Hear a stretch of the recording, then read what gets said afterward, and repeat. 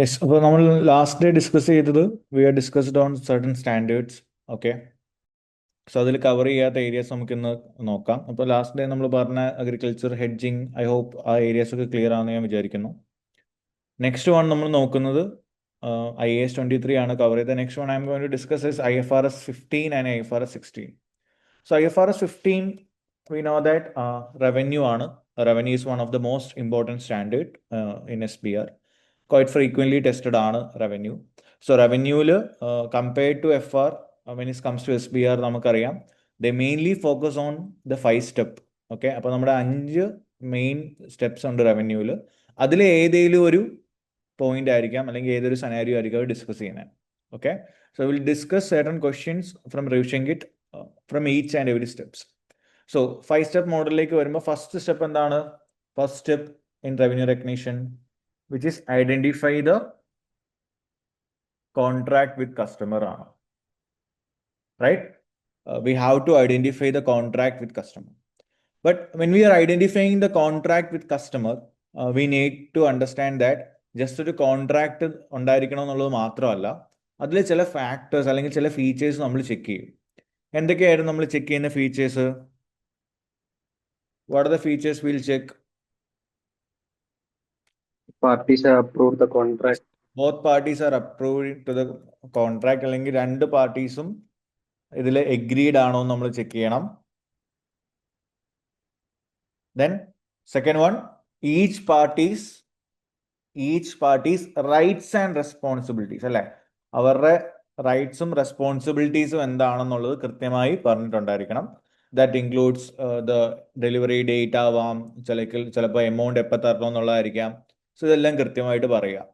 Next one, there should be always A commercial substance. അത് എപ്പോഴും ഒരു ഇമ്പോർട്ടൻറ്റ് ഭാഗമാണ്. നമ്മുടെ കോൺട്രാക്റ്റിൽ ഒരു കൊമേഴ്ഷ്യൽ സബ്സ്റ്റൻസ് ഉണ്ടായിരിക്കണം. That means the transaction should happen at A market scenario involving market participants.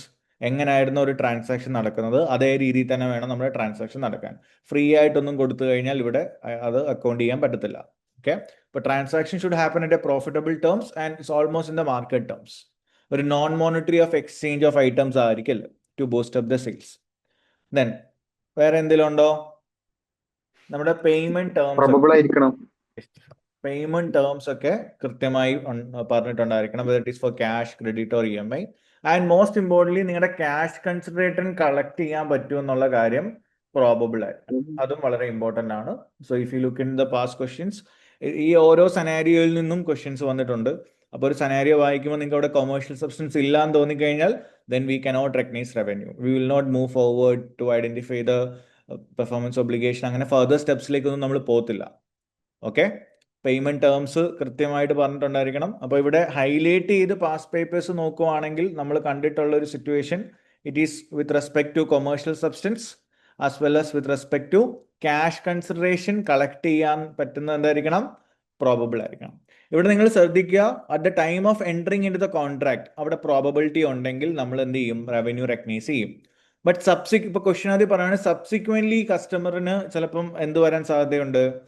Kind of cash problems അല്ലെങ്കിൽ cash ക്രഞ്ചോ liquidity ഇഷ്യൂസോ വരാൻ സാധ്യതയുണ്ടെന്ന് പറഞ്ഞു കഴിഞ്ഞാൽ don't say that we will not recognise revenue. Instead നമ്മൾ അവിടെ എന്തായിരിക്കും അപ്പോൾ സജസ്റ്റ് ചെയ്യുന്നുണ്ടാവുക? അപ്പോൾ പാസ്റ്റ് പേപ്പേഴ്സിൽ അങ്ങനെ ഒരു ക്വസ്റ്റ്യൻ ഒരുവട്ടം വന്നിട്ടുണ്ട്. ഫോർ എക്സാമ്പിൾ, ഇനിഷ്യലി റെക്കഗ്നൈസ് ചെയ്തപ്പം എവറിത്തിങ് വാസ് ഫൈൻ, കസ്റ്റമറിന് പേയിങ് കപ്പാസിറ്റി ഒക്കെ ചെക്ക് ചെയ്തപ്പം കളക്ട് ചെയ്യാൻ പറ്റും എന്നുള്ള കാര്യം പ്രോബബിൾ ആയിരുന്നു. ബട്ട് സബ്സിക്വൻ്റ്ലി പുള്ളിക്ക് എന്ത് വന്നു? ഒരു ഡിഫിക്കൽട്ടി വന്നു, ക്യാഷ് ഫ്ലോ ഡിഫിക്കൽട്ടി വന്നു എന്ന് പറഞ്ഞു. So in that scenario don't say that revenue recognise ചെയ്യലെന്ന് പറയല്. We can recognise revenue there. പകരം പുള്ളിക്ക് ഫർദർ വന്ന ക്യാഷ് ഫ്ലോ ഡിഫിക്കൽട്ടീനെ നമ്മൾ എങ്ങനെ അക്കൗണ്ട് ചെയ്യും? എന്തായിട്ടായിരിക്കും അക്കൗണ്ട് ചെയ്യുന്നുണ്ടാവുക? പറയാം. Can you reply in the chat? അപ്പോൾ നിങ്ങളൊരു ഐറ്റം വിറ്റ സമയത്ത് ക്യാഷ് ഫ്ലോ ഡിഫിക്കൽട്ടി ഉണ്ടായിരുന്നു. ഓക്കെ, സോറി, വിൽക്കുന്ന ആ ടൈമിൽ ക്യാഷ് ഫ്ലോ ഡിഫിക്കൽട്ടി ഇല്ല, പക്ഷെ ഫർദർ ആണ് ക്യാഷ് ഫ്ലോ ഡിഫിക്കൽട്ടി വന്നത്. So how will you account for it? Revenue recognise ചെയ്യണമെന്ന് ഞാൻ പറഞ്ഞു, പക്ഷേ ക്യാഷ് ഫ്ലോ ഡിഫിക്കൽട്ടിയെ നമ്മൾ എങ്ങനെ കൺസിഡർ ചെയ്യും? സിമ്പിൾ ആടാ, വലുതായിട്ട് ആലോചിക്കേണ്ട ആവശ്യമില്ല. നോർമലി നമ്മളൊരു കസ്റ്റമറിന് ക്രെഡിറ്റ് കൊടുത്തിട്ട് പുള്ളിക്ക് അത് പേ ചെയ്യാൻ പറ്റിയില്ലെങ്കിൽ നമ്മൾ എങ്ങനെ ആയിരിക്കും അതിനെ അക്കൗണ്ട് ചെയ്യേണ്ടത്? Bad debt. ഓക്കെ, അപ്പോൾ instead we have to recognise an allowance for receivable, or if it is highly probable that കിട്ടത്തില്ല എന്നുണ്ടെങ്കിൽ we can consider as a recoverable debt or bad debt. അത്രേ ഉള്ളൂ. ഓക്കെ, അപ്പോൾ question കൃത്യമായിട്ട് വായിക്കുക. ഏത് point of ടൈമിലാണ് ഇവർക്ക് ഈ പറഞ്ഞ ക്യാഷ് കൺസിഡറേഷൻ തരാൻ പറ്റാത്തതെന്ന് ചിന്തിക്കുക. If we have serious cash flow issues at the time of entering into the contract itself, then we'll say there is no revenue. But subsequently അങ്ങനെ ഒരു ഇവന്റ് വരുന്നെങ്കിൽ we can't say that revenue recognize ചെയ്യില്ലെന്ന് പറയല്. Revenue നിങ്ങൾ recognise ചെയ്യുക, റിസീവബിൾസും record ചെയ്യുക. പക്ഷെ ആ റിസീവബിൾസിന് ഇനിയും കിട്ടാനാണ് എന്തെങ്കിലും കൺസേൺ എന്നുണ്ടെങ്കിൽ അത് നമ്മൾ എന്തായിട്ട് അക്കൗണ്ട് ചെയ്യും? Will consider it's like an impairment of receivable, like ഒരു അലവൻസ് ഫോർ റിസീവബിൾ വെക്കുക. അല്ലെങ്കിൽ if the concerns are so high, we can even create a recoverable debt or write off the receivables. Clear ആണോ? അപ്പോൾ past papers നമ്മൾ നോക്കുവാണെങ്കിൽ ഈ ഒരു type of questions ആണ് ഞാൻ കണ്ടിട്ടുള്ളത് with respect to step number 1. Now when is come to step number 2, step number 2 വരുന്ന സമയത്ത് എന്താണ് നമ്മുടെ main responsibility? Identify separate performance obligation. It should be very clear from the initial stage itself at the time of entering into the contract. എത്ര performance responsibilities ഉണ്ട് from the supplier side to the customer നമ്മൾ identify ചെയ്യണം. അതനുസരിച്ച് ആയിരിക്കണം നമ്മൾ revenue split of ഒക്കെ ചെയ്യുന്നുണ്ടാവുക. Okay, so they can be ഒരു പ്രൊഡക്റ്റോ അല്ലെങ്കിൽ ഒരു സർവീസ്, പ്രൊഡക്റ്റ് പ്ലസ് സർവീസ് ആണ് അവർ കൊടുക്കുന്നതെങ്കിൽ പ്രൊഡക്റ്റിനെ നമ്മളൊരു പെർഫോമൻസ് ഒബ്ലിഗേഷനായിട്ടും സർവീസിനെ ഒരു പെർഫോമൻസ് ഒബ്ലിഗേഷനുമായിട്ടും വേണം കൺസിഡർ ചെയ്യാൻ. So how will you identify whether it a separate performance obligation or not? അല്ലെങ്കിൽ അത് കമ്പൈൻഡ് ആയിട്ട് ചെയ്യണോ അല്ലെങ്കിൽ സെപ്പറേറ്റ് ആക്കണോ എന്നുള്ള നമ്മൾ എന്താണ് അതിന്റെ ലോജിക്ക്? എന്താ സ്പ്ലിറ്റ് ചെയ്യുന്നതിന്റെ ലോജിക്ക് എന്താ പറയാം? നമ്മൾ എന്ത് ഫാക്ടർ വെച്ചിട്ടാണ് നോക്കുന്നത്? സെപ്പറേറ്റ് ആണോ അല്ലെങ്കിൽ കമ്പൈൻഡ് ആണോ എന്നുള്ളത്? എപ്പോഴാണ് പെർഫോമൻസ് ഒബ്ലിഗേഷൻ സാറ്റിസ്ഫൈ ആണ്? പോയിന്റ് ഓഫ് ടൈമിലാണ്. മനസ്സിലായില്ല മോനെ, എന്തായിരുന്നു? പെർഫോമൻസ് ഒബ്ലിഗേഷൻ സെപ്പറേറ്റ് ആയിട്ട് കാണിക്കാൻ എന്തുണ്ടാവുക? സെപ്പറേറ്റ് ആയിട്ട് കാണിക്കാനുള്ള റീസൺ എന്തായിരിക്കും എന്നാണ് ചോദിച്ചത്. അതിന്റെ ഒരു മെയിൻ റീസൺ ഇതാണ്. ഇഫ് ലെറ്റ്സ് സേ ഇപ്പോൾ ഒരു കാറാണ് നിങ്ങൾ വിൽക്കുന്നത്, അപ്പോൾ കാറും അതിന്റെ സർവീസും. സോ കാർ എന്ന് പറയുന്നത് ഇറ്റ് ക്യാൻ രണ്ടും വർക്ക് ഡിഫറെന്റ് ടൈമിലായിരിക്കും സാറ്റിസ്ഫൈ ആവുക. ഡിഫറെന്റ് ടൈമിങ്ങിന്റെ അല്ല, കൈൻഡ് ഓഫ് അത് വേണമെങ്കിൽ അങ്ങനെയും പറയാം. പക്ഷെ മോർ ദാൻ ഡിഫറെന്റ് ടൈം ചെയ്ത് കൊടുക്കേണ്ടത് നമ്മൾ മെയിൻലി എക്സ്പ്ലെയിൻ ചെയ്ത് കൊടുക്കേണ്ടത് ഇപ്പം സർവീസിന്റെ കേസ് നിങ്ങൾക്ക് പിന്നെ പെട്ടെന്ന് ഐഡന്റിഫൈ ചെയ്യാം. പക്ഷെ മോർ ദാൻ ദാറ്റ് എപ്പോഴും നമ്മൾ നോക്കുന്ന ഒരു ഇൻഡിപെൻഡൻസി ഉണ്ടോ എന്ന് നോക്കുക. എന്ന് വെച്ചാൽ ഒരു പെർഫോമൻസ് ഒബ്ലിഗേഷൻ ആണെന്ന് പറയണമെങ്കിൽ it is capable of having a identifiability. Separately അതിനെ നമുക്ക് ഐഡന്റിഫൈ ചെയ്യാൻ പറ്റണം. ഓക്കെ, ഒരിക്കലും കമ്പൈൻഡ് ആവല്ലോ. അപ്പോൾ ഒന്നും മറ്റേതുമായിട്ട് കണക്റ്റഡ് ആണെങ്കിൽ വി ക്യാൻ സേ ദാറ്റ് അതൊരു ഇൻഡിപെൻഡൻ്റ് ആയിട്ട് എനിക്ക് ക്യാഷ് ഫ്ലോ ജനറേറ്റ് ചെയ്യാൻ പറ്റുന്നില്ല എന്ന് പറയാം. പക്ഷേ ഇപ്പോൾ മാർക്കറ്റിൽ അതൊരു സിംഗിൾ പീസായിട്ട് വിൽക്കുന്ന ഒരു സാധനമാണ്. ആസ് പെർ അവർ കോൺട്രാക്ട് അത് നമുക്ക് ഈവൻ മെയിൻ ഐറ്റത്തിനെ എഫക്റ്റ് ചെയ്യാതെ തന്നെ നമുക്കത് വേണമെങ്കിൽ യൂസ് ചെയ്യാം, യൂസ് ചെയ്യാതിരിക്കാം. So we know that it's an add on item. Okay, അപ്പോൾ നീ ഒരു കാറിൻ്റെ ഒരു ബേസിക് സാധനം, ബേസിക് മോഡൽ വാങ്ങുന്ന സമയത്ത് what ever it is required in the basic model, അതാണ് കാർ. പക്ഷെ കാറിന് മുകളിൽ ഇപ്പം നീ ഇപ്പോൾ എന്തെങ്കിലും അഡീഷണലി ഇപ്പോൾ ഫിറ്റിങ്സ് എന്നൊക്കെ പറഞ്ഞാൽ നമ്മൾ ചെയ്യത്തില്ല. അതൊക്കെ എന്താണ്? This is add on. അതില്ലെങ്കിലും മെയിൻ കാർ എന്ത് ചെയ്യും? It will work. അപ്പോൾ അഡീഷണലി നിങ്ങളിപ്പോൾ സൺറൂഫ് കൊടുക്കുന്നുണ്ടാവാം, അല്ലെങ്കിൽ ബേസിക് മോഡലിൽ ഇപ്പോൾ അതൊന്നും ഇല്ല എന്ന് പറയുന്നു. സോ ഇതൊക്കെ നമ്മൾ ആഡ് ഓൺസ് ആണ്. നിങ്ങളൊരു വണ്ടി വാങ്ങുമ്പോൾ ശ്രദ്ധിക്കുക, അപ്പോൾ ആഡ് ഓൺസ് ആണ്. അപ്പോൾ ആഡ് ഓൺസ് എന്ന് പറയുന്ന ഒരിക്കലും എന്തല്ല, മെയിൻ പ്രൊഡക്റ്റ് ഇതുണ്ടേലേ വർക്ക് ചെയ്യുന്നൊന്നുമില്ല. മനസ്സിലായോ? അപ്പോൾ but I can say that 4 ഇപ്പോൾ ടയർ ഉണ്ടെങ്കിൽ 4 ടയർ ഒരിക്കലും എന്തല്ല, ആഡ് ഓൺസ് അല്ല. Because it's an integral part of the main product. In the same way when it comes to a laptop, ഇപ്പോൾ ലാപ്ടോപ്പിനകത്തിൽ അതിന് എന്തായാലും ഒരു സോഫ്റ്റ്വെയർ ഉണ്ടായിരിക്കണം. So software is inbuilt. Without software we cannot use a lap or phone. But അതിൻ്റെ additionally നിങ്ങളിപ്പോൾ ഒരു service എന്തെങ്കിലും അപ്ഡേറ്റിൻ്റെ ഒരു 2 വർഷത്തേക്കുള്ള അപ്ഡേറ്റ് എക്സ്റ്റെൻഡഡ് പ്രൈസ് നിങ്ങൾ കൊടുത്ത് വാങ്ങിച്ചു, അഡീഷണൽ പ്രൈസ് കൊടുത്ത് വാങ്ങിച്ചു എന്ന് പറയുമ്പോൾ that is like a separate performance obligation. Okay, അപ്പോൾ എപ്പോഴും സെപ്പറേറ്റ് പെർഫോമൻസ് ഒബ്ലിഗേഷൻ നിങ്ങൾ ഡെഫിനേഷൻസ് നോക്കുന്നതിനേക്കാളും സിമ്പിളായിട്ട് use your common sense there, understand the scenario very carefully. Always remember ഒരു ഇന്റർ കണക്ഷൻ ഉണ്ടാവാൻ പാടില്ല. ഓക്കെ, ആ ബെനിഫിറ്റ്സ് നമ്മുടെ കയ്യിലോട്ട് ട്രാൻസ്ഫർ ചെയ്യുന്ന സമയത്ത് ആ ഒരു മെയിൻ പ്രൊഡക്റ്റ് എന്തായാലും കാണും. ആ മെയിൻ പ്രൊഡക്റ്റിന്റെ കൂടെ കമ്പൈൻഡ് ആയിട്ടാണോ ബാക്കിയുള്ള സർവീസുകളും അല്ലെങ്കിൽ പ്രൊഡക്ട്സും പോകുന്നതെന്ന് നോക്കുക. കമ്പൈൻഡ് രീതിയിലാണ് പോകുന്നതെങ്കിൽ then it's only a single performance obligation. അല്ല ഒരു ആഡ് ഓൺ ആയിട്ടാണ് പോകുന്നതെന്നുണ്ടെങ്കിൽ then it should be accounted separately. Service and that additional part should be accounted separately. ഇതിൽ തന്നെ നമ്മൾ പാസ്റ്റ് പേപ്പേഴ്സ് ചെയ്യാൻ നോക്കുമ്പോൾ ഈവൻ ഇൻ ദ ക്ലാസ് ഞാൻ മെൻഷൻ ചെയ്തിട്ടുണ്ടായിരുന്നു, കൂടുതലും ക്വസ്റ്റ്യൻസ് ഒക്കെ വന്നിട്ടുണ്ടാവുക ഒരു ഹാർഡ്വെയർ സോഫ്റ്റ്വെയർ എന്നൊക്കെ പറഞ്ഞിട്ട് ഒരു IT റിലേറ്റഡ് ടെക് റിലേറ്റഡ് ആയിട്ടുള്ള പ്രൊഡക്ട്സിലായിരിക്കും അവർ കൂടുതൽ നമ്മളെ confuse ചെയ്യിപ്പിക്കുന്നുണ്ടാവുക. So understand what is a hardware, what is a software, or what is update. Even though നിങ്ങൾക്ക് ഇതൊക്കെ അറിയാമെങ്കിലും it should be very clear, okay, how we should account for it as per IFRS 15. അപ്പോൾ let's say ഇപ്പോൾ ഒരു question ആദ്യം പറയുകയാണ് updates are required for it's performance എന്ന് പറയുകയാണെങ്കിൽ then I can say that updates is an integral part of the main item. But question ആദ്യം പറഞ്ഞ updates ഇല്ലെങ്കിൽ ഇതിന് വർക്ക് ചെയ്യാം. Still it can work even without update എന്ന് പറഞ്ഞു കഴിഞ്ഞാൽ then update is not an integral part of the main product. Update should be accounted separately. മനസ്സിലായി? അപ്പോൾ ആ ക്വസ്റ്റ്യൻ അനുസരിച്ചിട്ട് വേണം നിങ്ങളത് ജഡ്ജ് ചെയ്യാൻ. Apart from that there is no single rule to identify performance obligation. കാരണം അത് ഓരോരുത്തർക്കും അത് സെപ്പറേറ്റ് ആവാം. നമ്മൾ റിവിഷൻ കിട്ടി ചെയ്തപ്പോഴും കണ്ടുകൊണ്ട് ചില ക്വസ്റ്റിനകത്തിൽ എക്സാമിനർ തന്നെ പറഞ്ഞിട്ടുണ്ട് ഈ ക്വസ്റ്റിനകത്ത് ചിലപ്പോൾ ഒരു പെർഫോമൻസ് ഒബ്ലിഗേഷൻ എഴുതിയവർക്ക് ഞാൻ മാർക്ക് കൊടുക്കുന്ന സിറ്റുവേഷൻ വന്നിട്ടുണ്ട്, 2 പെർഫോമൻസ് ഒബ്ലിഗേഷൻ എഴുതിയവർക്ക് മാർക്സ് കിട്ടിയിട്ടുണ്ട്. So step number 2 is completely judgemental. I won't say ഇനി സെപ്പറേറ്റ് റൂൾസ് ഫോർ ഇറ്റ്. നിങ്ങൾ പ്രാക്ടിക്കലി ആ സെനാരിയോ എന്താണോ അതൊന്ന് വായിച്ച് മനസ്സിലാക്കുക. Then whatever the suggestions that you are putting on, that is 2 3 എന്താണോ നിങ്ങൾ പറയാൻ പോകുന്ന പെർഫോമൻസ് ഒബ്ലിഗേഷൻ, അതിനെ സപ്പോർട്ട് ചെയ്യുന്ന രീതിയിൽ നിങ്ങൾക്ക് ജസ്റ്റിഫിക്കേഷൻസ് പറയാൻ പറ്റണം. That's a main part. Okay, അപ്പോൾ step number 2 identify separate performance obligation. അപ്പോൾ always remember this identifiable, separately identifiable എന്നുള്ള സാധനം മൈൻഡിൽ ഓർത്തിരിക്കുക. That will really help. Clear ആണോ? ഇപ്പോൾ പ്രൊഡക്റ്റും സർവീസും ഒക്കെ ആണെങ്കിൽ it's very easy for us to split it. ഇതിൻ്റെ ഇടയ്ക്ക് ആഡ് ഓൺസ് ആയിട്ട് കുറേ ഐറ്റംസ് വരുമ്പോഴാണ് we are getting stuck. Clear ആണോ മക്കളെ? Step number 2. യെസ്. ഓക്കെ, അപ്പോൾ ഓൾവേസ് ഇപ്പം നെറ്റ്വർക്ക് സർവീസ് അല്ലെങ്കിൽ ക്ലീനിങ് ഇതൊക്കെ നമ്മൾ സെയിം കാര്യമാണ് എല്ലാ ദിവസവും റിപ്പീറ്റ് ചെയ്തുകൊണ്ടിരിക്കുന്നത്. അപ്പോൾ അതൊക്കെ നമ്മൾ കമ്പൈൻ ചെയ്തിട്ട് ഒരു സിംഗിൾ പെർഫോമൻസ് ഒബ്ലിഗേഷൻ ആയിട്ടും കൊടുത്തുകൊണ്ടിരിക്കുന്നത്. അല്ലെങ്കിൽ നമ്മൾ വൈഫൈ നെറ്റ്വർക്ക് ഒക്കെ എടുക്കുന്നത്. അപ്പോൾ ലൈക്ക് ഓരോ ദിവസവും ആ സാധനം അവർ ചെയ്തുകൊണ്ടിരിക്കുന്നുണ്ട്. So that service will be account as a separate performance obligation. Same type of pattern ആണ് അതിൻ്റെ ഡെലിവറിക്ക് വരുന്നത്. സോ അവിടെയൊക്കെ നമുക്ക് അതിനെ കമ്പൈൻ ചെയ്ത് സിംഗിൾ പെർഫോമൻസ് ഒബ്ലിഗേഷൻ ആയിട്ട് വെക്കാം. നൗ സ്റ്റെപ്പ് നമ്പർ 2 അപ്പോൾ തിയറി ആണ്. സ്റ്റെപ്പ് നമ്പർ 1ഉം തിയറി ആയിരുന്നു. സ്റ്റെപ്പ് നമ്പർ 3ലേക്ക് വരുമ്പോൾ കുറച്ച് കാൽക്കുലേഷൻ ആസ്പെക്ട്സ് ഉണ്ട്, which is determine transaction price.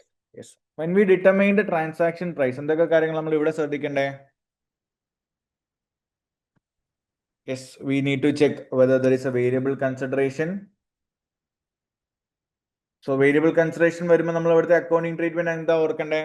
നമുക്ക് കിട്ടാനുള്ള കൺസിഡറേഷനിൽ എന്തെങ്കിലും ഒരു വേരിയബിൾ സിനാരിയോ ഉണ്ടെങ്കിൽ, എന്ന് വെച്ചാൽ വേരിയബിൾ സിനാരിയോ എന്ന് വെച്ചാൽ അതെന്തായാലും ഉറപ്പായിട്ടും കിട്ടുമോ ഇല്ലയോ നമുക്ക് അറിയത്തില്ല. സോ ഇൻ ദാറ്റ് സിനാരിയോ എത്ര ആണോ നമുക്ക് കിട്ടുമെന്ന് ഉറപ്പുള്ളത്, എത്ര കൺസിഡറേഷൻ ആണോ നമുക്ക് കിട്ടുമെന്ന് ഉറപ്പുള്ളത്, അതിനെ മാത്രം നമ്മൾ എന്ത് ചെയ്യുക? റവന്യൂ ആയിട്ട് കാണിക്കുക. ഓക്കെ, സോ ഇപ്പം ലെറ്റ്സ് സേ നിങ്ങൾ 100 എണ്ണം വിറ്റു, അതിൽ 50 തിരിച്ചു വരുമെന്ന് നിങ്ങൾക്ക് അറിയാം. അപ്പോൾ ഓൺ ദ പാസ്റ്റ് എക്സ്പീരിയൻസ് നിങ്ങൾക്ക് 50 തിരിച്ചു വരുമെന്ന് ഉറപ്പുണ്ടെങ്കിൽ then we should only record revenue for 50. ബാക്കി 50 അൺസർട്ടൺ ആണ്. So whenever there is an uncertainty or variability with respect to a revenue, we have to consider it like a variable consideration.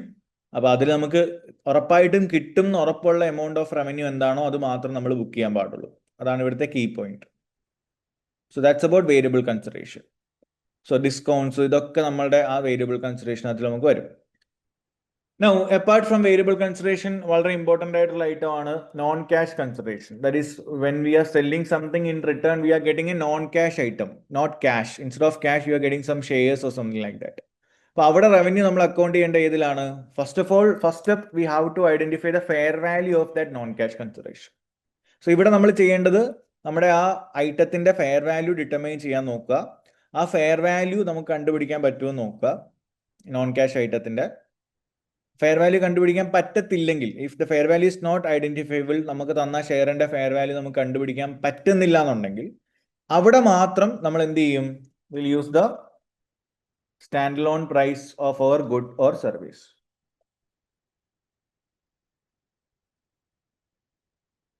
Clear ആണോ മക്കളെ? I hope you are aware about it. നമ്മൾ just quickly reverse ചെയ്ത് പോകുന്നേ ഉള്ളൂ. So variable consideration ഒരു important adjustment ആണ്, non cash consideration ഒരു important adjustment ആണ്. What else is there?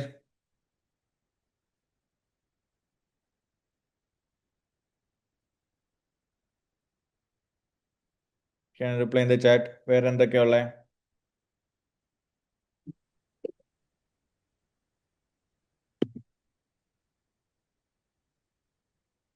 പറഞ്ഞോ. ട്രാൻസാക്ഷൻ പ്രൈസ് ഡിറ്റർമൈൻ ചെയ്യുമ്പോൾ വേറെ എന്തൊക്കെ ഫാക്ടേഴ്സാണ് കൺസിഡർ ചെയ്യണ്ടേ?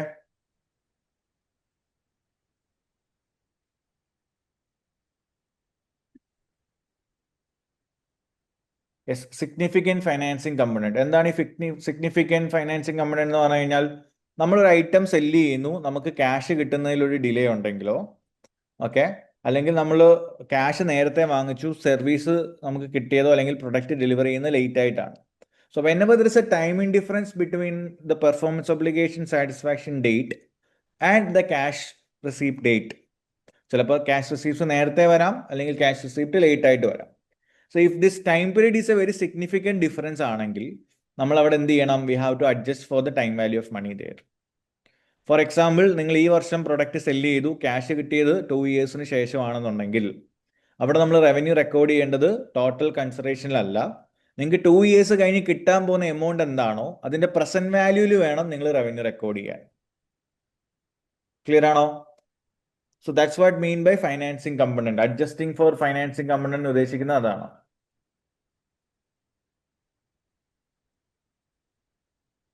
ക്ലിയർ ആണോ മക്കളെ? Adjustment for finance component clear ആണോ? ഓക്കെ, അപ്പോൾ it mainly happens when there is a timing difference between the product delivery date or performance obligation satisfaction date and the cash receipt date. അപ്പോൾ അത് നേരത്തെ വന്നു കഴിഞ്ഞാൽ നമ്മൾ അതിനെ ഒരു ലയബിലിറ്റി ആയിട്ട് കാണിച്ച് പിന്നെ അൺവൈൻഡ് ചെയ്ത് പോവുക. The same way cash late ആയിട്ടാണ് വരുന്നതെങ്കിൽ നമ്മൾ അതിന്റെ പ്രസന്റ് വാല്യൂ എടുത്തിട്ട് വേണം റവന്യൂ റെക്കോർഡ് ചെയ്യാൻ. Is it clear guys?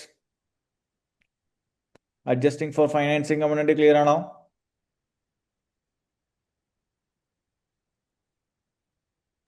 Yes sir. Yes. Next one, വേറെ എന്തൊക്കെയാണ് നമ്മൾ അഡ്ജസ്റ്റ് ചെയ്യേണ്ടേ? Yes, consideration payable to customer. Consideration payable to customer വന്നു കഴിഞ്ഞാൽ, കൺസിഡറേഷൻ പേയബിൾ ടു കസ്റ്റമർ എന്ന സിറ്റുവേഷൻ വന്നു കഴിഞ്ഞാൽ നമ്മൾ എന്താക്കും? We have to pay this amount to the customer. Okay, ചിലപ്പോൾ നമ്മളൊരു പ്രൊഡക്റ്റ് സെല്ല് ചെയ്യുന്ന സമയത്ത് അവിടെ അതിന് വേണ്ടി ഒരു സെറ്റപ്പ് നമ്മൾ ചെയ്ത് കൊടുക്കേണ്ടി വരുമായിരിക്കും, അവർക്ക് അതൊക്കെ വെക്കാൻ വേണ്ടിയിട്ട് കടയിൽ. സോ ആ സെറ്റപ്പ് കോസ്റ്റ് നമ്മളായിരിക്കും ഇൻകർ ചെയ്യുന്നുണ്ടാവുക. So that is an example for consideration payable to customer.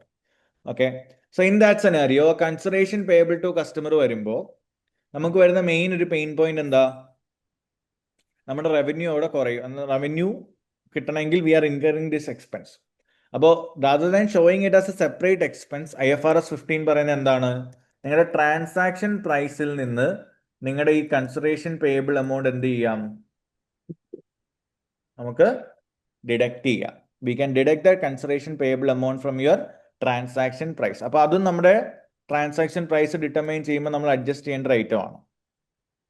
Consideration payable to customer should be deducted from the transaction price rather than showing as an expense.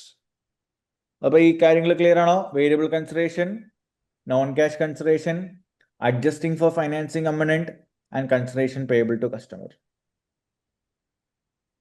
Is it clear everyone? Yes.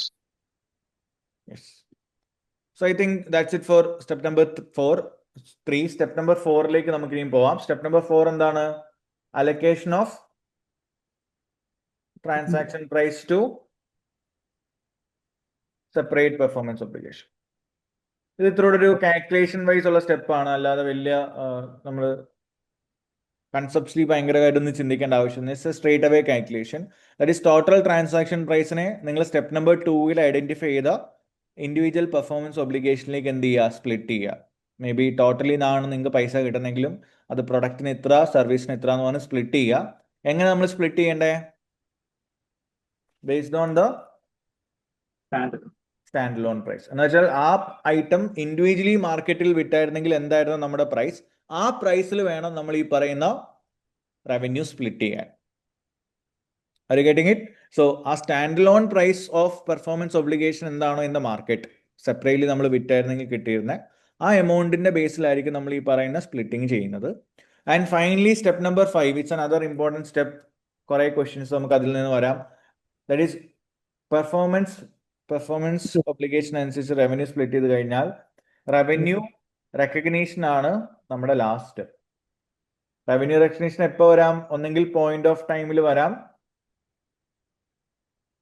അല്ലെങ്കിലോ over the period വരാം. Period of time.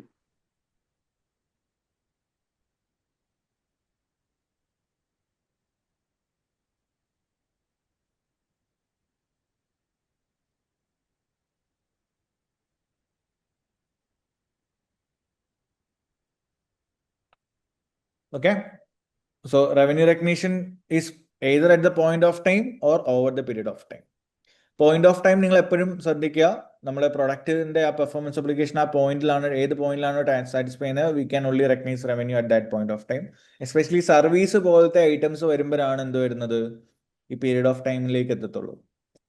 Okay, so നമ്മൾ service കൊടുക്കുന്നു, ആ service കൊടുക്കുന്ന അതേ സമയത്ത് തന്നെ customer ആ ബെനിഫിറ്റ് എൻജോയ് ചെയ്യുന്നുണ്ടെങ്കിൽ, ഇഫ് ദാറ്റ് ഹാപ്പൻസ് സൈമൾട്ടേനിയസ്ലി, ഇപ്പോൾ for example network service provide ചെയ്യുക, സോ നമ്മൾ ഡേറ്റയുടെ സർവീസ് കൊടുക്കുന്നത്, ഡേറ്റ സർവീസ് ഒക്കെ കൊടുക്കുന്നത്, അല്ലെങ്കിൽ നെറ്റ്വർക്ക് സർവീസ് ഒക്കെ മൊബൈൽ കമ്പനി അല്ലെങ്കിൽ സെൽ കമ്പനീസ് ഒക്കെ കൊടുക്കുന്നത് എല്ലാം ഓവർ ദ പീരീഡ് ആണ്. കാരണം നിങ്ങൾ ഒരു മാസത്തേക്ക് റീചാർജ് ചെയ്തു, they are giving you the service for 1 month, അല്ലെങ്കിൽ 1 ഇയറിലേക്ക് റീചാർജ് ചെയ്ത് they are giving the service for 1 year. So അവർ സർവീസ് തരുന്നത് ഇമ്മീഡിയറ്റ്ലി നമ്മൾ ആ ബെനിഫിറ്റ് എന്ത് ചെയ്യുന്നുണ്ട്, ആ തരുന്ന ഡേറ്റ എൻജോയ് ചെയ്യുന്നുണ്ട്. So if this happens simultaneously, okay, supplier ഒരു സർവീസ് തരുന്നു, ആ സർവീസ് നിങ്ങൾ സൈമൾട്ടേനിയസ്ലി അതിന്റെ ബെനിഫിറ്റ്സ് കസ്റ്റമർ എൻജോയ് ചെയ്തു പോവുകയാണെങ്കിൽ, then that will be accounted as over the period of time. അല്ല, നിങ്ങൾ പ്രൊഡക്റ്റ് സെല് ചെയ്യുന്നു, ആ പോയിന്റിൽ തന്നെ നിങ്ങൾ മൊത്തം പെർഫോമൻസ് ഒബ്ലിഗേഷനും സാറ്റിസ്ഫൈ ചെയ്യുന്നുണ്ട്, പിന്നീട് നിങ്ങളൊരു സർവീസ് ഒന്നും കൊടുക്കേണ്ട ആവശ്യമില്ല, everything happens at that point of time. Okay, then revenue will be recognised at the point of time itself. അപ്പോൾ കൺട്രോൾ ആണ് നമ്മുടെ ഇവിടുത്തെ മെയിൻ ഫാക്ടർ. ആ പ്രൊഡക്റ്റിന്റെയോ സർവീസിന്റെയോ കൺട്രോൾ എപ്പോഴാണോ സപ്ലയറിൽ നിന്ന് കസ്റ്റമറിലേക്ക് ട്രാൻസ്ഫർ ആവുന്നത്, ആ പോയിന്റിലായിരിക്കും നമ്മൾ റവന്യൂ റെക്കഗ്നൈസ് ചെയ്യുന്നുണ്ടാവുക. ക്ലിയർ ആണോ? യെസ്. അപ്പോൾ ഇതാണ് നമ്മുടെ ഒരു മെയിൻ സ്റ്റെപ്പ്. എനിക്ക് I hope all of you are clear with 5 steps. So ഒന്നുകൂടെ നമ്മൾ സ്ട്രെസ് ചെയ്ത് പറഞ്ഞതേ ഉള്ളൂ. അതിൽ വേറെ എന്തെങ്കിലും അഡീഷണൽ ഡൗട്ട്സ് എന്തെങ്കിലും ഉണ്ടോ? Because anyway IFRS 15 will come, like mostly അത് എന്തായാലും വരും, അറ്റ്ലീസ്റ്റ് ഒരു സെറ്റിൽ എഴുതിയവർക്കെങ്കിലും വരും. ഓക്കെ, അപ്പൊ അതിൽ വേറെ എന്തെങ്കിലും ഡൗട്ട്സ് ഉണ്ടോ ഈ പറഞ്ഞ 5 സ്റ്റെപ്സിൽ?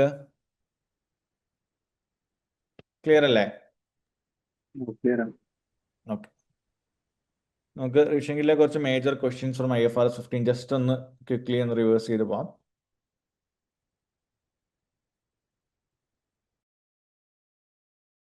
ഇത് റവന്യൂവിലെ തന്നെ ഒരു സ്പെസിഫിക് സിറ്റുവേഷൻ ആണ് ഈ പറയുന്ന കൺസൈൻമെന്റ് അറേഞ്ച്മെന്റ് എന്ന് പറയുന്നത്.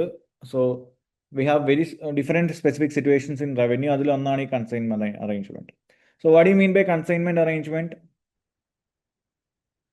എന്താണ് കൺസൈൻമെന്റ് അറേഞ്ച്മെന്റ് എന്ന് പറഞ്ഞു കഴിഞ്ഞാൽ, നമ്മൾ പ്രൊഡക്റ്റ് ആസ് എ സപ്ലയർ നമ്മൾ ഒരു കസ്റ്റമറിന്റെ അടുത്ത് പ്ലേസ് ചെയ്യത്തേ ഉള്ളൂ ടു മേക്ക് ഇറ്റ് സെയിൽ. പക്ഷെ ആ കൺട്രോൾ കംപ്ലീറ്റ്ലി കസ്റ്റമറിലേക്ക് എന്ത് ചെയ്യത്തില്ല, അല്ലെങ്കിൽ ആ നമ്മൾ കൊണ്ടുവെക്കുന്ന ഷോപ്പിലേക്ക്, റീറ്റെയിലറിന്റെ ഷോപ്പിലേക്ക് കൊടുക്കത്തില്ല. അപ്പോൾ ഞാൻ ഒരു ഹോൾസെയിലർ ആണെങ്കിൽ I will be keeping this items in individual shops until it sale to the final customer. അതിന്റെ കൺട്രോൾ ആരുടെ തന്നെ ആയിരിക്കും? ആ മെയിൻ സപ്ലയറുടെ തന്നെ ആയിരിക്കും, ആ ഹോൾസെയിൽ കമ്പനിയുടെ തന്നെ ആയിരിക്കും. അപ്പോൾ ഹോൾസെയിൽ കമ്പനിയിൽ നിന്ന് ആ കൺട്രോള് ട്രാൻസ്ഫർ ആവുന്ന എപ്പോഴായിരിക്കും? only when that final customer buy it. Till then we cannot recognize revenue. Okay, so ഇതാണ് നമ്മൾ കൺസൈൻമെന്റ് അറേഞ്ച്മെന്റ് എന്ന് പറഞ്ഞത്. അപ്പം ഇവിടെ വരുന്ന അഡ്വാൻറ്റേജ് എന്ന് പറഞ്ഞു കഴിഞ്ഞാൽ, ഇപ്പോൾ ലെറ്റ്സ് സേ ഈ മോളിലും ഒക്കെ നമ്മൾ കാണുന്ന പ്രൊഡക്ട്സ് ഒക്കെ ഓൾമോസ്റ്റ് ഇങ്ങനെ തന്നെയാണ് സൂപ്പർ മാർക്കറ്റിലൊക്കെ കാണുന്നതൊക്കെ. So that they don't need to pay in advance. Customer വിറ്റിട്ട് മാത്രം ആ കാശ് എന്ത് ചെയ്താൽ മതി, സപ്ലൈയിലേക്ക് കൊടുത്താൽ മതി എന്ന് അവർക്ക് പറയാം. അപ്പോൾ സപ്ലയറും സെയിൽസ് അവിടെ ഒരു ഫ്രിക്ഷൻ അവോയ്ഡ് ചെയ്യാൻ പറ്റും. അവർക്ക് അവിടെ സ്പേസ്, ആ റെന്റ് എടുക്കുന്ന സ്പേസിൽ ആ സാധനം അവിടെ വെച്ചാൽ മാത്രം മതി, ക്യാഷ് ഒന്നും കൊടുക്കണ്ട, വിറ്റിട്ടുള്ള പൈസ മാത്രം ഇവിടേക്ക് കൊടുത്താൽ മതി, സപ്ലയറിൻ്റെ കൊടുത്താൽ മതി. അഥവാ അത് വിറ്റില്ലെങ്കിൽ മെയിൻ സപ്ലയറിന് അത് അവിടെ നിന്ന് എടുത്ത് മാറ്റി വേറെ എവിടെയെങ്കിലും കൊണ്ടുവെക്കാനുള്ള ഒരു ഓപ്പർച്യൂണിറ്റിയും കാണും. ഇതാണ് കൺസൈൻമെന്റ് അറേഞ്ച്മെന്റ് ഒരു overall structure. So whenever you see consignment arrangement, you have to understand that അവിടെ റവന്യൂ ആയിരിക്കും നമ്മുടെ ഒരു ക്വസ്റ്റ്യൻ. റവന്യൂ നമുക്ക് എപ്പോൾ റെക്കഗ്നൈസ് ചെയ്യാന്നുള്ളതായിരിക്കും ക്വസ്റ്റ്യൻ. എപ്പോഴായിരിക്കും റവന്യൂ റെക്കഗ്നൈസ് ചെയ്യാൻ പറ്റുന്നത്? only when it reaching the final customer, not when it is kept at the retailer. In between ഉള്ള മീഡിയേറ്ററിന്റെ കയ്യിൽ കൊണ്ട് വെക്കുമ്പോഴല്ല എന്ത് വരുന്നത്, റവന്യൂ റെക്കഗ്നിഷൻ വരുന്നത്. അത് ഓർക്കുക. ഓക്കെ, സോ അതിനെ ബേസ് ചെയ്തിട്ടുള്ള സെനാരിയോ ആണിത്. Just quickly go through it. So ഇവിടെ ഒരു റവന്യൂ റെക്കഗ്നൈസ് ചെയ്ത് കറക്റ്റ് ആണോ നോക്കിയേ. So here, when you look at this scenario, ഇവിടെ ഒരു റവന്യൂ റെക്കോർഡ് ചെയ്യുന്നത് കറക്റ്റ് ആയിട്ടുള്ള രീതിയിലാണോ? നോക്കിയേ, അല്ല. So the company decided to include the sale value of all furnitures delivered to and held by garden centers in revenue. അല്ലേ? ഇപ്പൊ garden സെന്ററിലേക്ക് നമ്മൾ സെയിൽ നടക്കുന്നുണ്ടെങ്കിലും the garden center does not have any obligation to pay ruble until it is sold to the final customer എന്ന് പറയുന്നുണ്ട്. And physical possession remains with the garden center unless the furniture is sold or returned to ruble company. അല്ലേ? അപ്പോൾ ഇവിടെ almost ഇപ്പോഴും control ആരായി തന്നെയാണ് ഇരിക്കുന്നത്? റുബിൾ കമ്പനിയുടെ കയ്യിലാണ്. They haven't completely shifted the control of this product to garden centers. Physical position ഇപ്പോഴും നിൽക്കുന്നത് ഇവിടെ തന്നെയാണ്, ഗാർഡൻ സെന്ററിൽ തന്നെയാണ്, unless the furniture is sold or returned to ruble. And ruble has the right to make any unsold furniture return to them or transfer the unsold product to another retailer എന്നും പറയുന്നുണ്ട്. So all these points significantly നമുക്ക് ഒരു clue തരുവാണ്. ഇവിടെ എന്ത് സംഭവിച്ചിട്ടില്ല? Complete control from Ruble to garden centre നടന്നിട്ടില്ല. Isn't it? അങ്ങനെയാണ് നമ്മൾ റവന്യൂ റെക്കോർഡ് ചെയ്യാൻ പറ്റുന്നുണ്ടോ?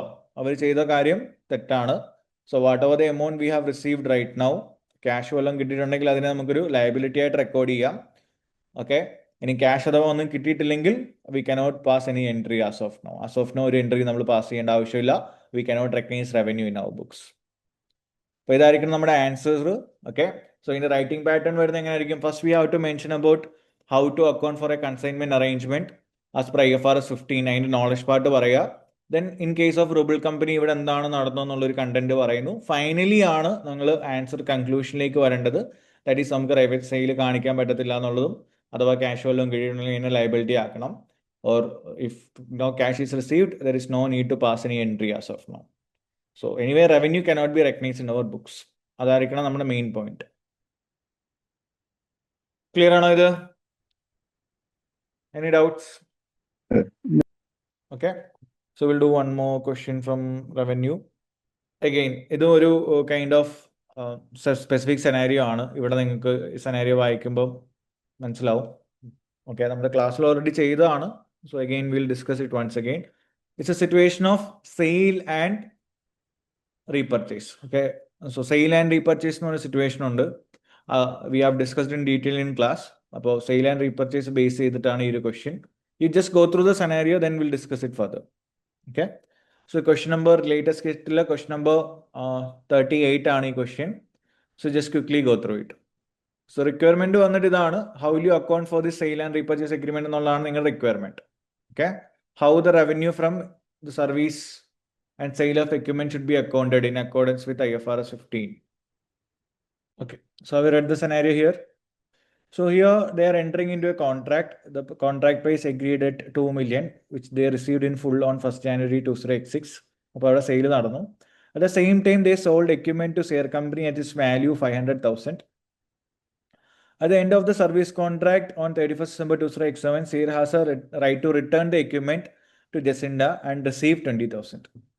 So Jacinda anticipate that the equipment fair value will be 75,000 in 2 years time. അപ്പോൾ നമ്മൾ apart from giving the service നമ്മളൊരു പ്രൊഡക്റ്റും സെല്ല് ചെയ്യുന്നുണ്ട്, അല്ലെങ്കിൽ ആ മേ ബി ഒരു ഇപ്പം മോഡം പോലെ ഒരു ഐറ്റം ആയിരിക്കാം. സോ അവരത് സെല്ല് ചെയ്യുന്ന സമയത്ത് അതിൻ്റെ ഫെയർ വാല്യൂ 500,000 ആണ്. 2 years down the line we are repurchasing that item. ഇപ്പോൾ സെയിലും റീപർച്ചേസും നടക്കുന്നുണ്ട്. പക്ഷെ റീപർച്ചേസ് ചെയ്യുന്ന സമയത്തുള്ള ഫെയർ വാല്യൂ 75,000 ആണ്. സോ ഇതിനെ നമ്മൾ എങ്ങനെ അക്കൗണ്ട് ചെയ്യും എന്നുള്ളതാണ് ഇവിടുത്തെ നമ്മുടെ ഒരു major concern. So how this is a clear example for sale and repurchase agreement. So sale and repurchase എഗ്രിമെന്റിൽ തന്നെ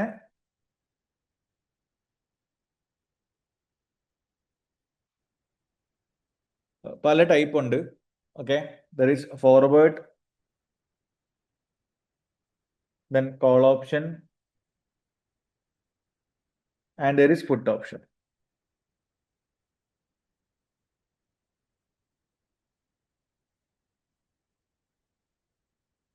Okay, so there is forward, call option and put option.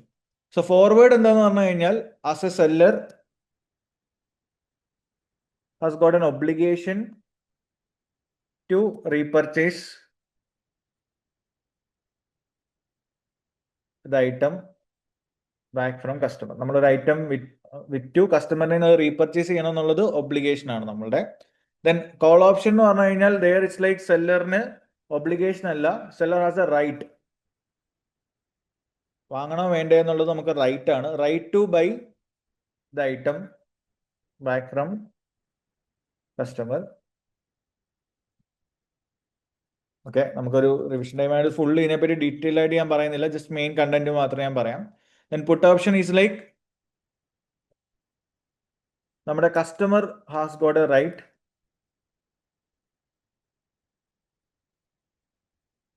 To sell it back.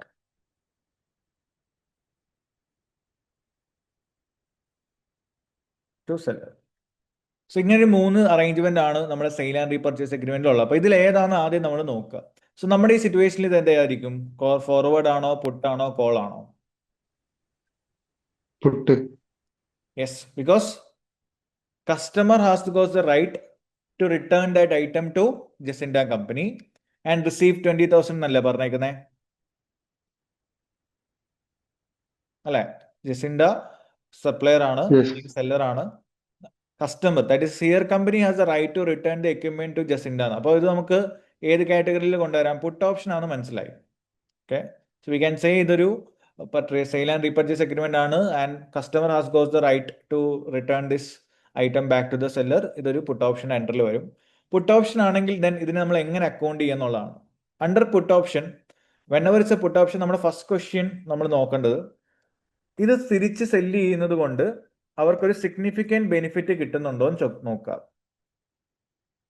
സെല്ലറിന് ഇത് തിരിച്ച് ആർക്ക് കൊടുക്കുമ്പോൾ സെല്ലറിന് കൊടുക്കുന്നു, sorry, buyer here is a Sear company. അപ്പൊ Sear company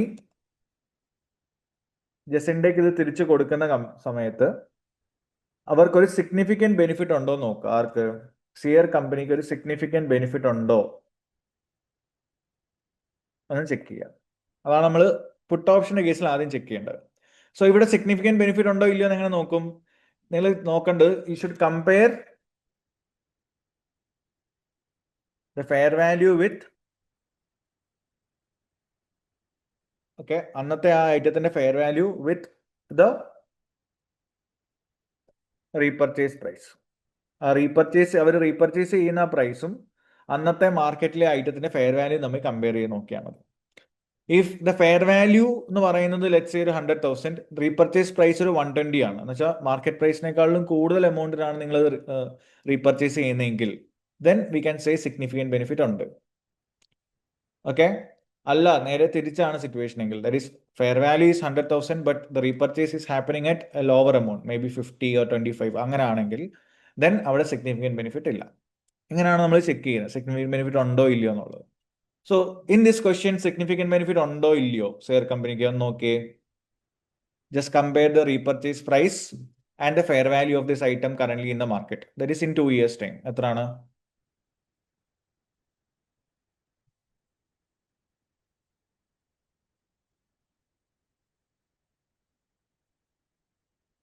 നോക്ക്, repurchase ചെയ്യുന്ന പ്രൈസ് എത്രയാണ്? 20,000 ആണ്.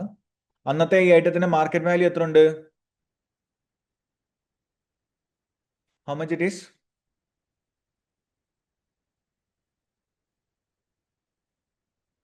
ആ 75,000. So there is a significant benefit. അവർക്ക് ആർക്കും നഷ്ടമാണോ? ഷെയർ കമ്പനിക്ക് ഒരു സിഗ്നിഫിക്കൻറ്റ് ബെനിഫിറ്റ് കിട്ടുന്നില്ല. There is no significant benefit. Significant benefit ഇല്ലെങ്കിൽ നമ്മൾ ഇനി അക്കൗണ്ട് ചെയ്യുന്ന എന്തായിട്ടായിരിക്കും?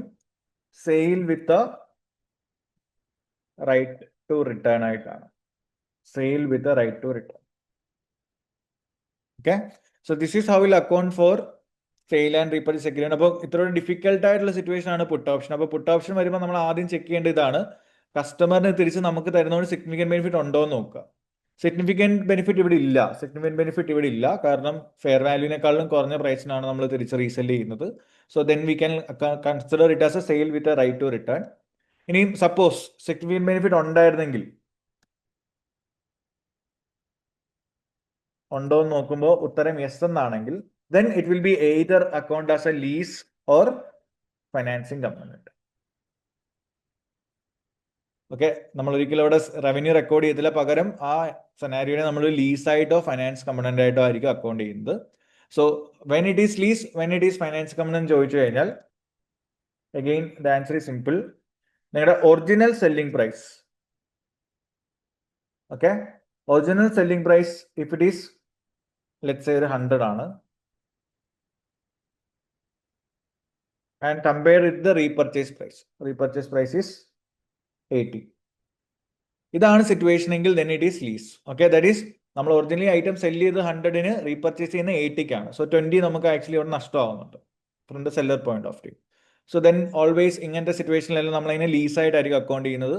കാരണം നമ്മൾ പറയുന്നത് ഒരു പ്രൊഡക്റ്റ് ഒരാൾക്ക് സെല് ചെയ്യുന്നു, 2 ഇയേഴ്സ് പുള്ളി യൂസ് ചെയ്തു, ആ 2 ഇയേഴ്സ് യൂസ് ചെയ്തുകൊണ്ട് നമ്മൾ 20 രൂപ അതിന് അവരുടെ നിന്ന് കട്ട് ചെയ്തിട്ട് ബാക്കി 80 നമ്മൾ കൊടുക്കുന്നുള്ളൂ റീപർച്ചേസ് ചെയ്യുമ്പോൾ. അതാണ് ലോജിക്.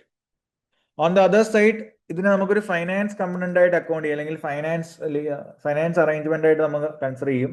എപ്പോ if the original selling price let's say 100,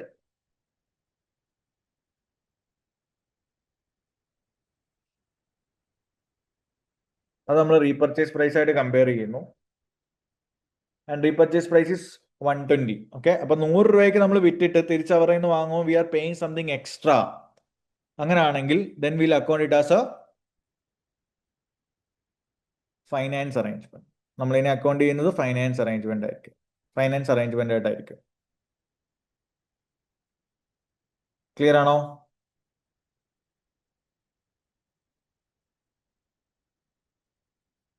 Yes.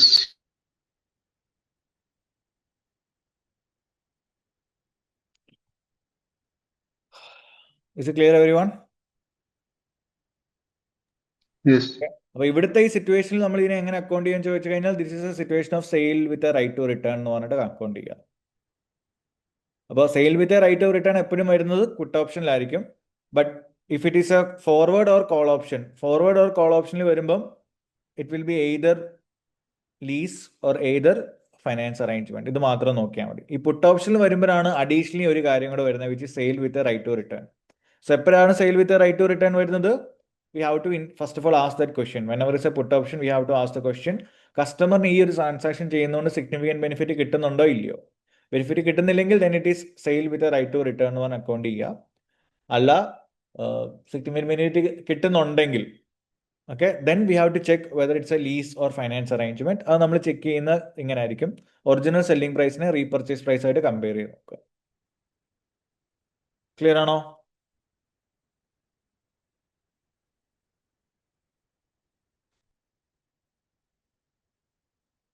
Can you reply in the chat? Yes. Yeah. Yeah. So we'll do another question from revenue. Revenue okay അല്ലേ? എനിക്ക് തോന്നുന്നു ബാക്കി ക്വസ്റ്റ്യൻസ് ഒക്കെ നമ്മൾ ക്ലാസ് ചെയ്തതാണ്. So I'm moving on to the next standard IFRS 16. കാരണം നമുക്ക് maximum എല്ലാം ഒന്ന് ടച്ച് ചെയ്ത് പോകാം. സോ IFRS 16 ഒന്ന് പോവാം. IFRS 16 എന്താണ്? Is talking about lease.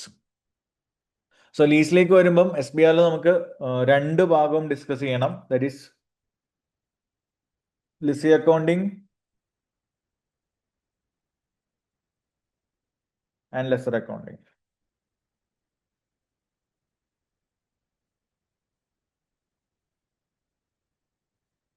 Okay, ഇപ്പൊ ലെസി അക്കൗണ്ടിങ്ങും ഉണ്ട്, ലെസർ അക്കൗണ്ടിങ്ങും ഉണ്ട്. So what's a difference? Lessee അക്കൗണ്ടിങ്ങിൽ വരുമ്പോൾ we have as a lessee ആയിരിക്കും നമ്മൾ ചിന്തിക്കുന്നത്. ലെസിയുടെ പെർസ്പെക്റ്റീവ് നോക്കുമ്പോൾ at the time of recognising lease they have to record right to use and will create a lease liability in there books. Okay, നമ്മൾ അസറ്റിനെ recognise ചെയ്യണം. അത് ലീസ് ആണെങ്കിൽ the lessee should recognise a asset. The asset is right to use എന്ന് പറഞ്ഞിട്ടായിരിക്കും അസറ്റിനെ account ചെയ്യുന്നുണ്ടാവുക. And when it comes to lessor accounting, പുള്ളിക്ക് 2 ഓപ്ഷൻ ഉണ്ട് ലീസിനെ അക്കൗണ്ട് ചെയ്യാൻ. എന്തൊക്കെയാ? There is finance lease and operating lease. ഞാൻ ജസ്റ്റ് ഒരു സമ്മറി മാത്രമാണ് പറയുന്നത്. ഇപ്പോൾ ലെസർ അക്കൗണ്ടിങ്ങിൽ വരുമ്പോൾ 2 ഓപ്ഷനാണ് ലീസിന്. They can account it as a finance lease and operating lease. എന്താണ് ഫൈനാൻസ് ലീസ് എന്ന് പറഞ്ഞു കഴിഞ്ഞാൽ ആസ് എ ലെസർ, ഇപ്പോൾ ആസ് എ ലെസർ നിങ്ങൾക്ക് തോന്നുവാണ് ആ അസറ്റിന്റെ കംപ്ലീറ്റ് കൺട്രോൾ അല്ലെങ്കിൽ റിസ്ക് ആൻഡ് റിവാർഡ്സ് അതിലേക്ക് ട്രാൻസ്ഫർ ആയി, ലെസിയിലേക്ക് ട്രാൻസ്ഫർ ആയെന്നുണ്ടെങ്കിൽ നമുക്കതിനെ ഫൈനാൻസ് ലീസ് ആയിട്ട് അക്കൗണ്ട് ചെയ്യാം. ഓക്കെ, ആ പ്രൊഡക്റ്റിന്റെ കംപ്ലീറ്റ് അണ്ടർലൈങ് അസറ്റിന്റെ കംപ്ലീറ്റ് റിസ്ക് ആൻഡ് റിവാർഡ്സ് ലെസറിൽ നിന്ന് ലെസിയിലേക്ക് പോയെങ്കിൽ അത് ഫൈനാൻസ് ലീസ് ആണ്. അല്ല, ഇഫ് ഇറ്റ് ഈസ് ജസ്റ്റ് ഒരു റെന്റ് പോലാണ്. ആ പ്രൊഡക്റ്റിന്റെ കൺട്രോൾ ഇപ്പോഴും ആരായി തന്നെ ഉണ്ട്, നമ്മുടെ ലെസറിന്റെ തന്നെയാണ് ഇരിക്കുന്നെങ്കിൽ then we'll account it as operating lease. അപ്പോൾ ഫൈനാൻസ് ലീസ് ആണ് നിങ്ങളുടെ സിനാരിയോ എങ്കിൽ, ഫൈനാൻസ് ലീസ് ആണെങ്കിൽ നമ്മൾ അവിടെ ആസെറ്റിനെ റിമൂവ് ചെയ്യണം നമ്മുടെ ബുക്സിൽ നിന്ന്. അപ്പോൾ എന്താണോ നിങ്ങൾക്ക് ഇൻ റിട്ടേൺ കിട്ടാൻ പോകുന്ന ലീസ് റെസീപ്റ്റ്സ്, അതിന് നമ്മൾ ഇൻവെസ്റ്റ്മെന്റ് ഇൻ ലീസ് എന്ന് പറഞ്ഞൊരു അസറ്റ് എൻട്രി എഴുതും. And credit will go to asset.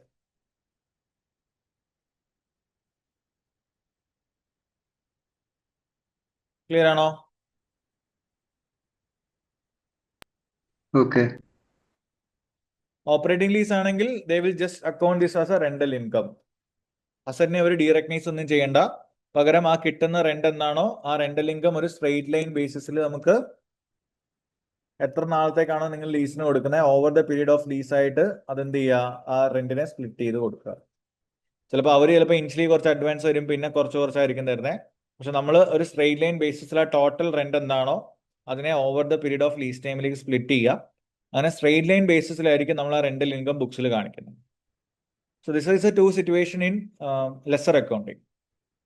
ഇപ്പോൾ ലെസ്സി അക്കൗണ്ടിങ്ങിലേക്ക് വരുമ്പോൾ then we need to know how to calculate right to use of asset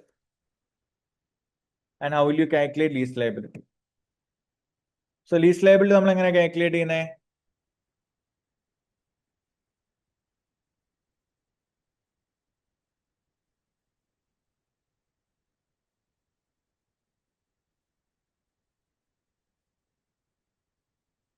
How will you calculate lease liability, guys? Present value of future lease payments. Yes, present value of future lease payments എടുക്കുക. എന്തൊക്കെ വരും നമ്മുടെ lease പേയ്മെന്റ്സിൽ?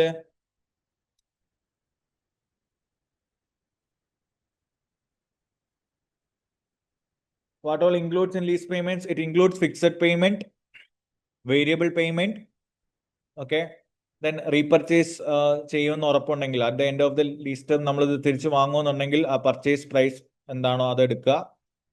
Then termination penalty വല്ലതും ഉണ്ടെങ്കിൽ അത് നമ്മൾ consider ചെയ്യണം. Then residual guarantee ഉണ്ടെങ്കിൽ അതും നമ്മൾ ഇൻക്ലൂഡ് ചെയ്യും. അപ്പോൾ ഇതാണ് നമ്മുടെ ആസ് പെർ ദ റൂൾസ് നമ്മൾ ലീസ് ലയബിലിറ്റി കാൽക്കുലേറ്റ് ചെയ്യുമ്പോൾ യൂസ് ചെയ്യുന്ന content. Okay, present value of future cash flows ആണ്, അല്ലെങ്കിൽ ലീസ് പേയ്മെന്റ്സ് ആണ്. ആ lease payments can be of different terms. Fixed ഉണ്ട്, വേരിയബിൾ ഉണ്ട്. റെസിഡ്വൽ വാല്യൂ ഗ്യാരണ്ടി നിങ്ങൾ പ്രോമിസ് ചെയ്യുന്നുണ്ടെങ്കിൽ അതും ലയബിലിറ്റിയിൽ വരും. ദെൻ പർച്ചേസ് ഓപ്ഷൻ എക്സൈസ് ചെയ്യാൻ ചാൻസ് ഉണ്ടെങ്കിൽ അത് വരും. ടെർമിനേഷൻ പെനാൽറ്റി ഉണ്ടാവും.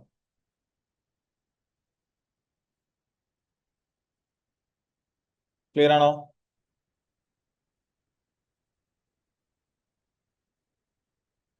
Can I reply in the chat? Yes, clear. Now, right to use like വരുമ്പോഴോ, right to use is like present value of lease liability Plus initial cost, plus initial payment date. initial payments, like advance എന്തെങ്കിലും കൊടുത്തിട്ടുണ്ടെങ്കിൽ അത്, എന്തെങ്കിലും incentives വല്ലതും കിട്ടിയിട്ടുണ്ടെങ്കിൽ നമ്മൾ deduct ചെയ്യുക. Okay, then ഇനി ഫൈനലി അത് വല്ലതും ഡിസ്മാൻഡിൽ ചെയ്യണമെങ്കിൽ ആ present value of dismantling cost കൂടെ വരും. ഓക്കെ, അപ്പൊ ഇങ്ങനെയാണ് നമ്മൾ ഇനിഷ്യലി നമ്മുടെ ലീസ് ലയബിലിറ്റിയും റൈറ്റ് ടു യൂസും മെഷർ ചെയ്യുന്നത്. ബട്ട് ഇനി സബ്സിക്വന്റ്ലി വരുന്ന സമയത്ത്, സബ്സിക്വന്റ് മെഷർമെന്റിലേക്ക് വരുമ്പോൾ again we know that when it comes to lease liability there is two situation. എന്തൊക്കെ വരാം? There can be a situation of arrears and lease payments in advance. അപ്പൊ അതനുസരിച്ച് നമ്മുടെ ഫോർമാറ്റ് ഒന്ന് മാറും. So opening liability plus interest minus lease payment closing lease liability. ഇതാണ് നമ്മുടെ എന്തിന്റെ ഫോർമാറ്റ്? പേയ്മെന്റ് ഇൻ അരിയേഴ്സ് ആണെങ്കിലുള്ള ഫോർമാറ്റ്. കേട്ടോ, ലീസ് പേയ്മെന്റ് ഇൻ അരിയേഴ്സ് ആണെങ്കിലുള്ള ഫോർമാറ്റ് ഇതാണ്. If that's the opposite, advance ആണെങ്കിലോ, then it is opening lease liability. ആദ്യം തന്നെ നമ്മൾ അഡ്വാൻസ് ആയിട്ട് എന്ത് കുറയ്ക്കും? ലീസ് പേയ്മെന്റ് കുറയ്ക്കും. പ്ലസ് ഇൻട്രസ്റ്റ് നമ്മൾ ഇതിന്റെ മുകളിലോട്ട് ആഡ് ചെയ്യും. Then finally you will get the closing liability. So this is what happens if the lease payments are in advance.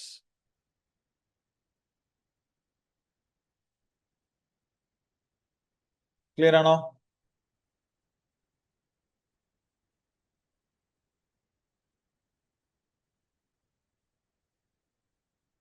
Can you reply in the chat? Then Yes. right to use നമ്മൾ എങ്ങനെ subsequently account ചെയ്യുന്നത്? What's the subsequent measurement of right to use? ഒരു അസറ്റിനെ നമ്മൾ depreciate ചെയ്യുന്ന പോലെ depreciate right to use of അസറ്റിനെ നമ്മൾ എന്ത് ചെയ്യണം?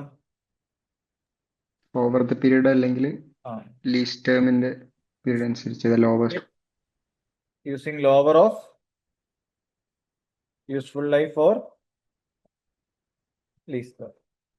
ആ ഒരു ടൈം പീരീഡിലേക്ക് നമ്മൾ എന്ത് ചെയ്യും? ആ റൈറ്റ് ടു യൂസ് ഓഫ് അസറ്റിനെ നോർമലി നമ്മൾ ഒരു അസറ്റിനെ ചെയ്യുന്ന പോലെ തന്നെ, അസറ്റിനെ നമ്മൾ ഡിപ്രീഷിയേറ്റ് ചെയ്യുന്ന പോലെ തന്നെ ആ റൈറ്റ് ടു യൂസ് ഓഫ് അസറ്റിനെ നമ്മൾ എന്ത് ചെയ്യണം? ഡിപ്രീഷിയേറ്റ് ചെയ്യണം.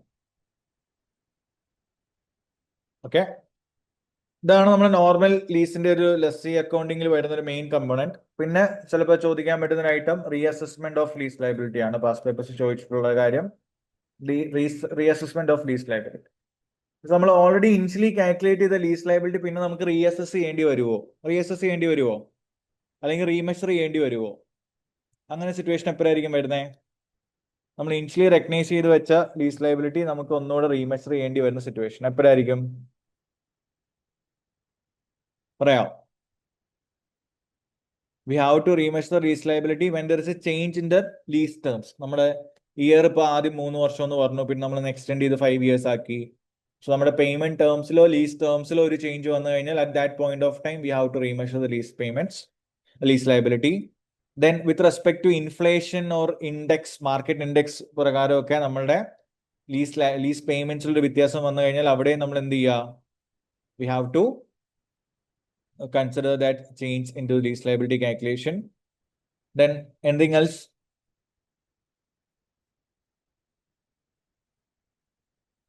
നമ്മൾ ഇനിഷ്യലി ഇപ്പോൾ അസറ്റ് വാങ്ങണമെന്ന് നിർബന്ധമില്ലായിരുന്നു, പക്ഷെ സബ്സിക്വന്റ്ലി ആണ് നമ്മൾ വിചാരിച്ചത് ഓക്കെ പർച്ചേസ് ഓപ്ഷൻ എക്സൈസ് ചെയ്യാം. അപ്പോൾ അഗെയിൻ പർച്ചേസ് ഓപ്ഷൻ ഇനിഷ്യലി നമ്മുടെ ഫൈൻഡിങ്സിൽ ഇല്ലായിരുന്നു, കാൽക്കുലേഷനിൽ ഇല്ലായിരുന്നു.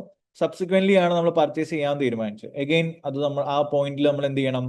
നമ്മുടെ ലീസ് ലയബിലിറ്റി റീമെഷർ ചെയ്യണം. So whenever there is a remeasurement of lease liability, automatically നമ്മുടെ lease liability at the present amountൽ നിന്നൊന്ന് കൂടും.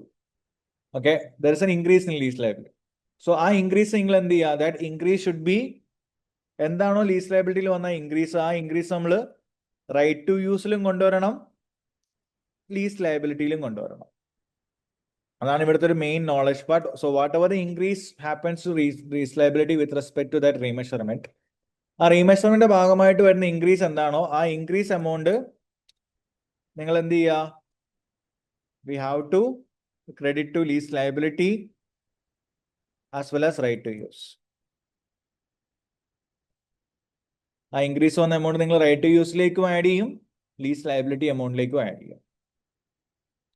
അതാണ് ഇവിടുത്തെ ഒരു main knowledge part. Okay, then apart from this പിന്നെ നമുക്ക് ഓർത്തിരിക്കേണ്ട മെയിൻ റൈറ്റ് എന്താ? ലീസിൽ നിന്ന് സെയിൽ ആൻഡ് ലീസ് ബാക്ക് ആണ്. So sale and lease back first question നമ്മൾ എപ്പോഴും സെയിൽ ആൻഡ് ലീസ് ബാക്കിൽ ആദ്യം ചോദിക്കുന്നത് എന്താ? ആ ട്രാൻസ്ഫർ, ആദ്യത്തെ ട്രാൻസ്ഫർ സെയിൽ ആണോ എന്നുള്ളതാണ് നമ്മുടെ first question. The first transfer is a sale or not, that is complete കൺട്രോളും സെല്ലറിൽ നിന്ന് ബയ്യറിലേക്ക് പോയോ? ഓക്കെ, നമ്മൾ ആദ്യം വിറ്റിട്ടാണ് തിരിച്ച് ലീസ് ബാക്ക് ചെയ്യുന്നത്. അപ്പൊ വിൽക്കുന്ന സമയത്ത് ശരിക്കും കൺട്രോള് സപ്ലയറിൽ നിന്ന് കസ്റ്റമറിലേക്ക് പോയോ നമ്മൾ നോക്കുക. ആ കൺട്രോൾ പോയോ ഇല്ലയോ നമ്മൾ ചെക്ക് ചെയ്യുന്നത് IFRSന്റെ നോളജ് വെച്ചിട്ടാണ്. ദാറ്റ് ഈസ് കൺട്രോൾ ട്രാൻസ്ഫർ ചെയ്യുന്നത് IFRS 15 സ്റ്റെപ്പ് നമ്പർ 5 ആണ്. ഓക്കെ, ആ ഒരു ഇൻപുട്ട് നമ്മൾ ഇവിടെ എടുക്കുന്നുണ്ട്. It is not a revenue here, just ആ IFRS 15 ആ നോളജ് പാർട്ട് നമ്മൾ ഇവിടെ യൂസ് ചെയ്യും. അപ്പൊ നിങ്ങൾ ഇത് എങ്ങനെ ചെക്ക് ചെയ്യുന്നത്? കൺട്രോൾ ട്രാൻസ്ഫേർഡ് ആണോ നോക്കുക. Whenever it's a sale, control transferred ആണോ നോക്കുക. കൺട്രോൾ ട്രാൻസ്ഫേർഡ് ആണെങ്കിൽ മാത്രമേ അത് സെയിൽ ആവുന്നുള്ളൂ. സെയിൽ ആണെങ്കിൽ then will discuss about okay further പിന്നെ നിങ്ങൾ തിരിച്ച് ലീസിന് എടുക്കുന്നെങ്കിൽ then it's a sale and lease back scenario. So ഇതിന്റെ അക്കൗണ്ടിങ് എൻട്രി നിങ്ങൾ ഓർത്തിരിക്കുക. സോ അക്കൗണ്ടിങ് എൻട്രി എപ്പോഴും ഇങ്ങനെ പഠിക്കുക. ദാറ്റ് ഈസ് ആദ്യം സെയിലിന്റെ എൻട്രി എന്ന് എഴുതി നോക്കുക. ഒരു അസറ്റ് സെല് ചെയ്യുമ്പോൾ എൻട്രി എന്തായിരിക്കും? ഒരു അസറ്റ് സെല് ചെയ്യുമ്പോൾ എൻട്രി ഡെബിറ്റ് സെയിൽ പ്രൊസീഡ്സ്, ആ കിട്ടിയ ക്യാഷ് എന്താണോ അത്. Credit carrying value of the asset, അസറ്റിനെ നമ്മൾ ബുക്സിൽ നിന്ന് റിമൂവ് ചെയ്യുന്നു. ദെൻ ബാലൻസ് എമൗണ്ട് പി ആൻഡിലേക്ക് പോകുന്നു. ആ ബാലൻസിംഗ് ഫിഗർ പ്രോഫിറ്റ് ആണെങ്കിൽ പ്രോഫിറ്റ്, അല്ലെങ്കിൽ ലോസ് ആണെങ്കിൽ ലോസ്, പി ആൻഡിലേക്ക് പോകുന്നു. ഇതാണ് നോർമലി ഒരു അസറ്റ് സെല് ചെയ്യുമ്പോൾ എൻട്രി. സോ ആ എൻട്രി നിങ്ങൾ പാസ് ചെയ്യുക. ദെൻ തിരിച്ച് നിങ്ങൾ ലീസിന് എടുക്കുവാണ്. So you are becoming A lessee here. ലെസീൻ എൻട്രി എന്തായിരുന്നു? ലീസ് നമ്മൾ എടുക്കുമ്പോൾ ലെസീൻ എൻട്രി എന്താ? Debit right to use of asset, credit lease liability. ഇതാണ് ലെസീന്റെ ഭാഗത്തുനിന്ന് ഒരു ലീസ് എടുക്കുമ്പോൾ entry. Now we have to combine. അപ്പൊ ഇവിടെ സെയിലും നടക്കുന്നുണ്ട്, എന്തും നടക്കുന്നുണ്ട്, സെയിൽ ആൻഡ് ലീസ് ബാക്ക് ആണ് നടക്കുന്നത്. So we have to combine this entry. That is debit side എല്ലാം കൂടെ ഒരുമിച്ച് എഴുതുക, ക്രെഡിറ്റ് സൈഡ് എല്ലാം കൂടെ ഒരുമിച്ച് എഴുതുക. That is debit sale proceeds, then debit right to use. എന്തൊക്കെയാണോ ഡെബിറ്റിൽ വരുന്നത് അതെല്ലാം നമ്മൾ ഡെബിറ്റിൽ എഴുതും. ദെൻ ക്രെഡിറ്റ് എന്തിലേക്ക് പോകും? Carrying value of the asset,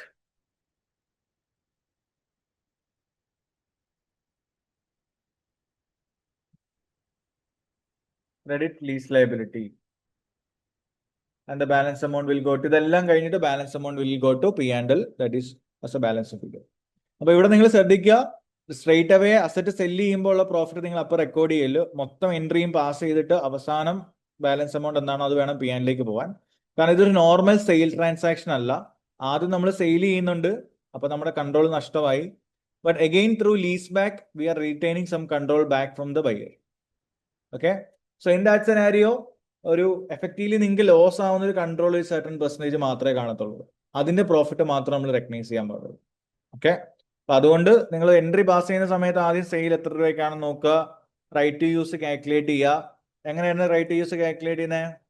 as a proportion of rights retained, that is carrying value into lease liability divided by fair value of that asset in the market. ഇതാണ് റൈറ്റ് ടു യൂസിന്റെ formula in sale and lease back. Then carrying value directly question തന്നിട്ടുണ്ടായിരിക്കും, it will be given. So ഇതൊക്കെ എപ്പോഴും directly തരുന്ന items ആണ്, will be given. Lease liability most probably തന്നിട്ടുണ്ടാവും. നിങ്ങൾ മെയിൻ ആയിട്ടും കണ്ടുപിടിക്കേണ്ടത് റൈറ്റ് ടു യൂസ് ആണ്. റൈറ്റ് ടു യൂസ് കൃത്യമായിട്ട് കാൽക്കുലേറ്റ് ചെയ്യുക. Then finally as a balance amount നിങ്ങൾക്ക് പ്രോഫിറ്റ് കിട്ടും. സോ ഫൈനൽ ബാലൻസ് എമൗണ്ട് വേണം പ്രോഫിറ്റ് എടുക്കാൻ. സോ നോർമൽ സെയിലിനേക്കാളും കുറച്ച് കുറവായിരിക്കും പ്രോഫിറ്റ്. എന്തുകൊണ്ട് പ്രോഫിറ്റ് കുറയുന്നു വെച്ച് കഴിഞ്ഞാൽ കംപ്ലീറ്റ് കൺട്രോൾ ഇവിടെ എന്ത് ചെയ്യുന്നില്ല, നഷ്ടപ്പെടുന്നില്ല. കുറച്ച് കൺട്രോൾ മാത്രമേ എഫക്റ്റീവ്ലി നഷ്ടപ്പെടുന്നുള്ളൂ. അത് നമ്മൾ അസറ്റ് വിറ്റു, അപ്പൊ കൺട്രോൾ പോയി. നൗ ത്രൂ ലീസ് നമ്മൾ ആ കൺട്രോൾ തിരിച്ചെടുത്തു. മേ ബി ഒരു 10-15% ഒക്കെ ആയിരിക്കും നമുക്ക് മിനിമം കൺട്രോൾ നഷ്ടമായിട്ടുള്ളൂ. 100% കൺട്രോൾ നഷ്ടം ഉണ്ടായിട്ടില്ല. അപ്പൊ ആ ലോസ് ആയ കൺട്രോളിന് മാത്രമേ നമ്മൾ പ്രോഫിറ്റ് റെക്കഗ്നൈസ് ചെയ്യുന്നുള്ളൂ. അതാണ് ഇവിടുത്തെ ലോജിക്. സോ അതായിരിക്കും അക്കൗണ്ടന്റ് ചെയ്യുന്ന മിസ്റ്റേക്കും. He may consider the whole profit. Normally ഒരു സെയിൽ നടക്കുമ്പോൾ ഉള്ള ടോട്ടൽ പ്രോഫിറ്റ് കൊണ്ട് P&L ഇടും. അപ്പൊ അങ്ങനെ ചെയ്യാൻ പാടില്ല എന്ന് പറയാം. സോ അതാണ് നോർമലി പാസ്റ്റ് പേപ്പേഴ്സിൽ ഈ ഒരു സെനാരിയോയിൽ നിന്ന് കണ്ടുവന്നിട്ടുള്ളൊരു question, sale and lease back രീതിയിൽ. Okay, so we try to quickly go through the lease. അപ്പൊ ലീസിന്റെ ഭാഗം ക്ലിയർ ആണോ? Lessee accounting, lessor accounting, reassessment of lease liability, sale and lease back. Is it clear, everyone?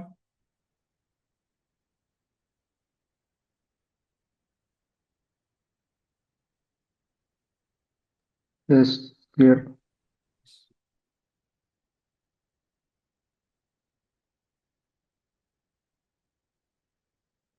So ലീസിന്റെ questions നമുക്കൊന്ന് ചെയ്യാം.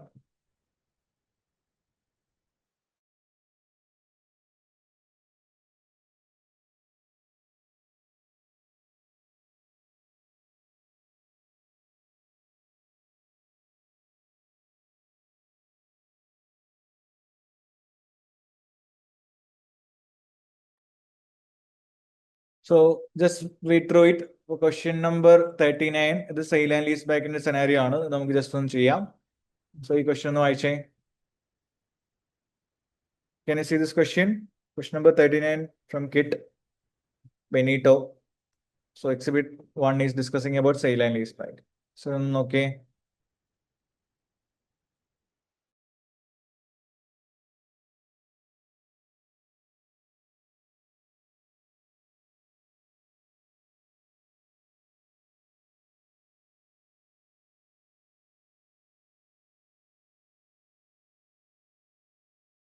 In this question, can you try to find out that figure? നമ്മുടെ entry ഒന്ന് pass ചെയ്യാൻ പറ്റുമോ നോക്കിയേ. Entry side ഒന്ന് pass ചെയ്യാൻ പറ്റുമോ നോക്കിയേ. സോ ഇവിടെ ക്യാഷ് എത്രയാണ് വന്നേക്കുന്നത്? 7.5 million ആണ്. So they sold this four 7.5 million. So 7.5 million ആണ് നമ്മുടെ ക്യാഷ്. സെയിൽ പ്രൊസീഡ്സ് ഡയറക്ട്ലി തന്നിട്ടുണ്ട്. Then carrying value of the asset എത്രയാണ്?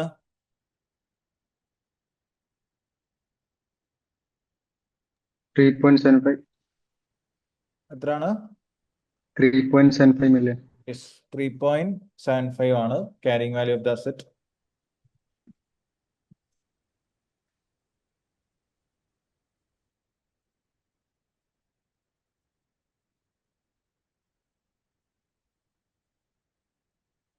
Lease liability, present value of lease liability എത്ര തന്നേക്കുന്നേ? 5.47.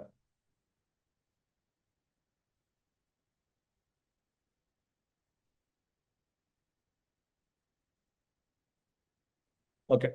So now the question is, ഇവർ തന്നേക്കുന്ന amount ആണ് 5.47 അല്ലേ? Okay, but if you look into the scenario, ശരിക്കും fair വാല്യൂലാണ് ഈ sale നടന്നിട്ടുള്ളത്. നോക്കിയേ, മാർക്കറ്റിലെ ഫെയർ വാല്യൂലാണോ ഈ സെയിൽ നടന്നിട്ടുള്ളത്? Fair value of head office എത്രയേ ഉള്ളൂ? 6.75 ഉള്ളൂ. പക്ഷെ we sold it for 7.5. So how will you account for the difference? ശരിക്കും ഐറ്റത്തിന് മാർക്കറ്റിൽ 6.75 അല്ലെങ്കിൽ 6.75 മില്യനെ കിട്ടാൻ പാടുള്ളൂ, അല്ലെങ്കിൽ കിട്ടാൻ സാധ്യതയുള്ളൂ. But they are getting it at 7.5. Yes. അപ്പൊ ആ എക്സ്ട്രാ ഒരു എമൗണ്ട് അവർക്ക് ഇപ്പൊ എപ്പോഴും സെയിൽ ആൻഡ് ലീസ് ബാക്ക് ഒക്കെ നടക്കുന്നത് ഒരു ഫണ്ടിങ്ങിന്റെ ഭാഗമായിട്ടാണ്. ഓക്കെ, കമ്പനിയുടെ ഒരു അസറ്റ് ഉണ്ട്, ആ അസറ്റ് വെച്ചിട്ട് ഫണ്ട് റേസ് ചെയ്യുന്ന ഭാഗമായിട്ടാണ് സെയിൽ ആൻഡ് ലീസ് ബാക്ക് ഒരു ട്രാൻസാക്ഷൻ എൻ്റർ ചെയ്യുന്നുണ്ടാവുക. അസറ്റ് സെല് ചെയ്യുമ്പോൾ ഒരു ബൾക്ക് എമൗണ്ട് വരും, തിരിച്ച് അതേ അസറ്റ് നമ്മൾ ലീസിന് എടുക്കുന്നു, ബട്ട് പാർട്ട് പേയ്മെന്റ് ആയിട്ട് കൊടുത്താൽ മതി എന്നുള്ളത്. അപ്പൊ ക്യാഷ് ഫ്ലോ ഡിഫിക്കൽട്ടി ഓവർകം ചെയ്യാനായിരിക്കും നമ്മൾ ഈ പറഞ്ഞ സെയിൽ ആൻഡ് ലീസ് ബാക്ക് ഒരു റിയൽ ടൈമിൽ എൻ്റർ ചെയ്യുന്നുണ്ടാവുക. അപ്പൊ അതൊന്ന് മനസ്സിലാക്കുക. അപ്പൊ ഇവിടെ ശരിക്കും നമ്മുടെ ക്യാഷ് ഫ്ലോ റിക്വയർമെന്റ് എത്ര ഉണ്ടായിരുന്നായിരിക്കും? 7.5 ഉണ്ടായിരിക്കും. പക്ഷെ അസറ്റിന്റെ വാല്യൂ 6.75 ഉള്ളൂ. So always remember, up to 6.75 മാത്രമേ നമുക്ക് ശരിക്കുള്ള സെയിൽസ് ഫിഗർ എന്ന് പറയാൻ പറ്റത്തുള്ളൂ. അപ്പൊ അതിന് മുകളിൽ നമുക്ക് കിട്ടിയ എമൗണ്ട് എന്തായിരിക്കും? Loan. We have to treat it as a loan. അപ്പൊ ഇവിടെ നോർമൽ എൻട്രിയിൽ നിന്നൊരു വ്യത്യാസം വരാൻ പോകുന്നത് അതാണ്. We need to consider that extra എത്ര കിട്ടിയ? 6.75 നിന്ന് 7.5ലേക്കുള്ള ഡിഫറൻസ് എത്ര? 0.75. സോ ആ 0.75 ഞാൻ എന്ത് ചെയ്യും? ലീസ് ലയബിലിറ്റി അതിൽ കുറയ്ക്കും, എന്നിട്ട് അതിനെ ഒരു സെപ്പറേറ്റ് ലയബിലിറ്റി ആയിട്ട് കാണിക്കുക. So it as like A loan. Okay, അപ്പൊ അത് പ്രസന്റേഷൻ ബെറ്റർ ആക്കാൻ വേണ്ടിയിട്ടാണ്.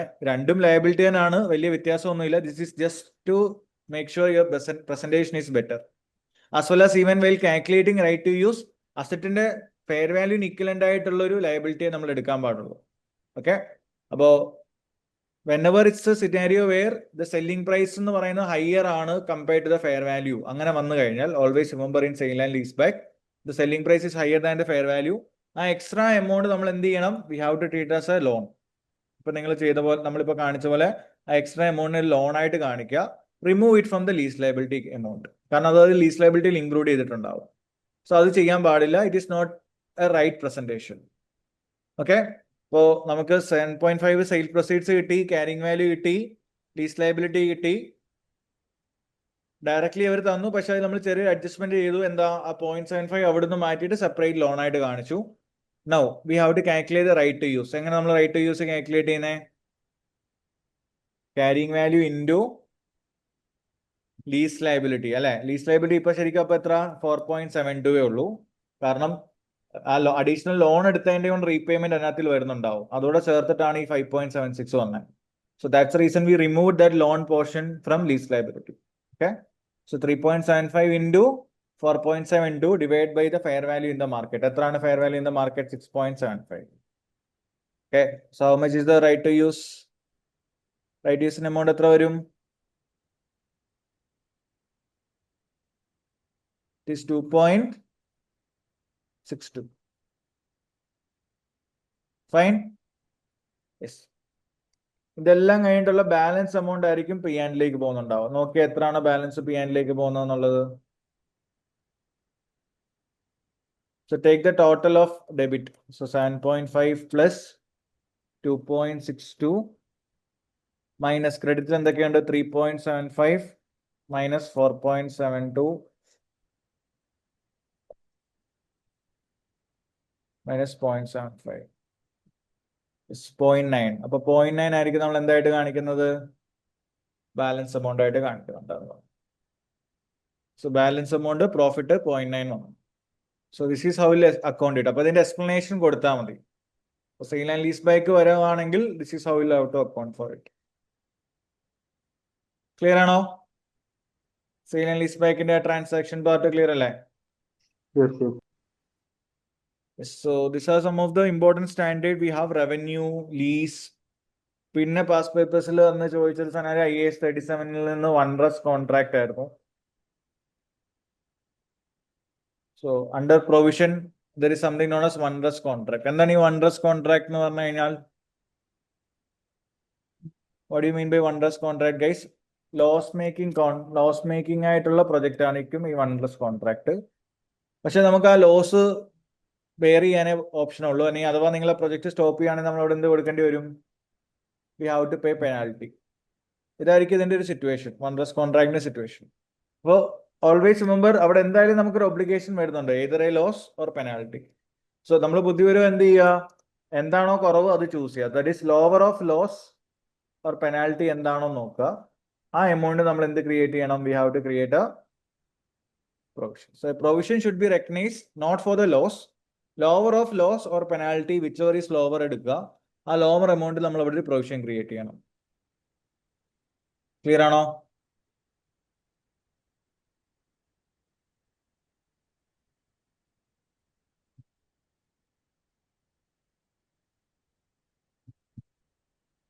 Is it okay, guys? Yes. Yes. അപ്പോൾ ഇതൊക്കെയാണ് നമ്മൾ frequently tested standard. So if you have any specific doubts from any standards ഒന്നുണ്ടെങ്കിൽ ചോദിക്കാം. So next day will be discussing about group and sustainability. അപ്പോൾ before moving in to that or winding up the section, നിങ്ങൾക്ക് വേറെ ഏതെങ്കിലും standards doubt ഉണ്ടോ? So ഇതൊക്കെ തന്നെ വരണമെന്നില്ല. അല്ലെങ്കിൽ ഞാൻ മോസ്റ്റ് റീസെന്റ് ടെസ്റ്റ് ചെയ്ത കുറച്ച് ഏരിയാസ് ഒന്ന് എടുത്ത് ഡിസ്കസ് ചെയ്തേ ഉള്ളൂ. നിങ്ങൾ പ്രീവിയസ് മാരത്തോൺ സെക്ഷൻസ് ഒക്കെ നോക്കുവാണെങ്കിൽ അവിടെയും ബാക്കിയുള്ള ഫിനാൻഷ്യൽ ഇൻസ്ട്രുമെന്റ്സ് അങ്ങനത്തെ കുറെ സ്റ്റാൻഡേർഡ്സ് ഞാൻ കവർ ചെയ്തിട്ടുണ്ട്. അത് ഞാൻ മെയിൻ ഗ്രൂപ്പിലേക്ക് ഇടാം. പഴയ സെക്ഷൻസിൽ നമ്മളിപ്പോൾ എടുക്കാത്ത ചില സ്റ്റാൻഡേർഡ്സ് ഉണ്ട്, അതൊക്കെ ഞാൻ പ്രീവിയസ് മാരത്തോൺസിൽ ഡിസ്കസ് ചെയ്തിട്ടുള്ളതാണ്. can just go through those videos. എത്തിക്സും അങ്ങനത്തെ കുറച്ച് ഏരിയാസ് ഒക്കെ. സോ അതൊന്ന് റിവേഴ്സ് ചെയ്യുക by looking at the previous videos. So apart from that നമ്മൾ ഈ 2 days എടുത്ത സ്റ്റാൻഡേർഡ്സ് ക്ലിയർ അല്ലേ?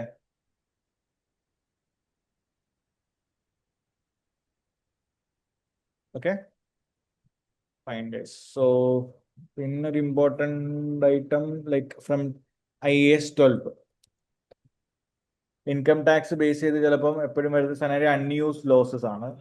അല്ലെങ്കിൽ ലോസസ് വരുമ്പം ആ ലോസസിന് നമ്മൾ ടാക്സുമായിട്ട് എന്താണ് connection? whenever there is a loss നമുക്ക് അവിടെ എന്ത് റെക്കഗ്നൈസ് ചെയ്യാം? Yes, we can recognize deferred tax asset. Okay, അങ്ങനെ ഒരു റൂൾ ഉണ്ട്. പക്ഷെ അങ്ങനെ റെക്കഗ്നൈസ് ചെയ്യണമെന്നുണ്ടെങ്കിൽ അവിടെ എന്ത് ഉണ്ടായിരിക്കണം? Probable future. Yes, we can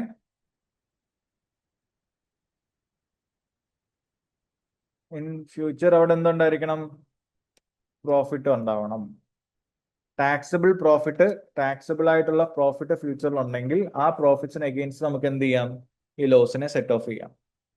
okay, so only in that scenario we can record a deferred tax asset.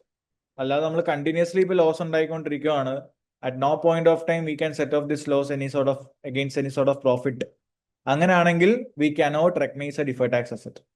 ഇപ്പോൾ deferred tax asset on unused losses അല്ലെങ്കിൽ ലോസസ് വരുവാണെങ്കിൽ നമുക്ക് ഡിഫേർഡ് ടാക്സ് അസറ്റ് റെക്കഗ്നൈസ് ചെയ്യുന്ന ഒരു പ്രശ്നവും. But the only factor we need to consider probable ആയിരിക്കണം നമുക്ക് ഫ്യൂച്ചറിൽ അതിൽ നിന്ന് ടാക്സബിൾ പ്രോഫിറ്റ് വരും എന്നുള്ളത്. ക്ലിയർ ആണോ? അപ്പൊ ഇതാണ് എനിക്ക് തോന്നുന്നു വേറെ ഒരു ഏരിയ നമ്മൾ മിസ്സായത്. Rest everything is like it's quite common. അപ്പോൾ എനിക്ക് തോന്നുന്നത് ഓൾമോസ്റ്റ് നമ്മൾ കവേർഡ് ആണ്. ഓക്കെ, ബാക്കി നമ്മൾ കവർ ചെയ്യാത്ത കുറെ ഏരിയാസ് ഉണ്ട്, അത് ഞാൻ ജസ്റ്റ് ആത്തോൺ ഗ്രൂപ്പിലേക്ക് പ്രീവിയസ് സെഷൻസ് ഒന്ന് ഇടാം, മെൻഷൻ ചെയ്തിട്ട് ഏതൊക്കെ സ്റ്റാൻഡേർഡ്സ് ആണ് അത് കവർ ചെയ്യുന്നത് ഒന്ന് മെൻഷൻ ചെയ്യാം. You can just go through it according to the requirement you have. Okay. Yes, so that's it for the day, guys. But tomorrow we'll be discussing on groups and sustainability.